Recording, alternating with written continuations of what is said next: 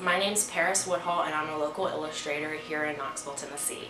I've worked for Nancy Solomon, owner of Rolla, which is regional and local artisans, in downtown Knoxville since I was 14, so about 8 years now. I remember when I first applied, it was actually for her first, she had a clothing consignment store at that time, and I worked there for a couple years and then switched to Rolla. But I remember I wrote her a letter and I was like, just like let me wash your windows, like I don't care, like I just want to be around you. Because she's owned businesses in downtown Knoxville for almost 40 years. I mean, she's amazing, and I wanted to be around that spirit. Even at 14, I wanted to be around that. So I've slowly grown and kind of gone up the ranks a little bit at Rolla. I have a little bit of more manager duties. It's really fun because I get to help find different artists to sell in the store, and then also different featured artists to have shows for. I've learned also a lot just through working at Rolla, the proper way to approach stores, how to package your product.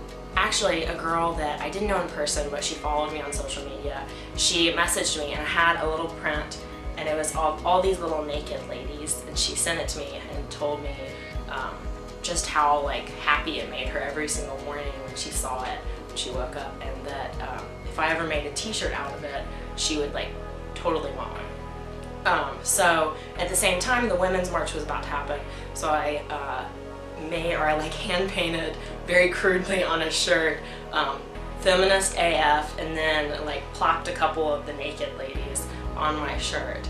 And then I posted it on social media, and it just blew up. I didn't think people would want my hand painted t-shirt. So then about, I guess a month later, I had been taking a screen printing class at school, so I just screen printed my first batch, and I gave my Instagram follower the first one free, and I don't know, it was amazing to see that both men and women of all different race felt, I don't know, it just was a moment where I just felt like I was actually doing something that meant something. I started my business a little over a year ago when I interned with Happy Envelope, a local letterpress and design studio here in Knoxville. At the time, putting illustrative maps on wedding invitations was all the rage, and I guess still is. And they told me, they were like, Paris, why don't you try your hand at it? So I went home and I was like, what better way to practice than with my own city? So I took downtown Knoxville and I just started, laying out, everything that I could possibly think of that made downtown Knoxville. And, I would draw all these really ugly and kind of crude maps of where things went, and how, in relation to each other, and the Tennessee River. And I really wanted to include in my maps not only tourist spots, but also things that only locals would know about. So social media is a huge thing for my business, and I never really thought that it would be such a big tool in my business.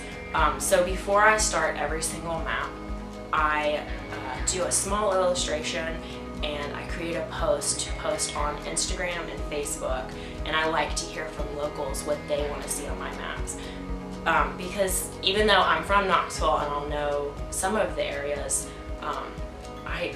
people will comment things, I'm like, oh my God, I totally would have forgotten that. And I think also it just makes people excited to be included in the process of map making. My plan is to start with southern cities, so I want to do Atlanta and Nashville and Chattanooga, and a couple of the cities I'll probably break up. So Atlanta is a little big, and I really want to still stay true to kind of showing the nooks and crannies of different cities. So I'd probably break it up into several different maps.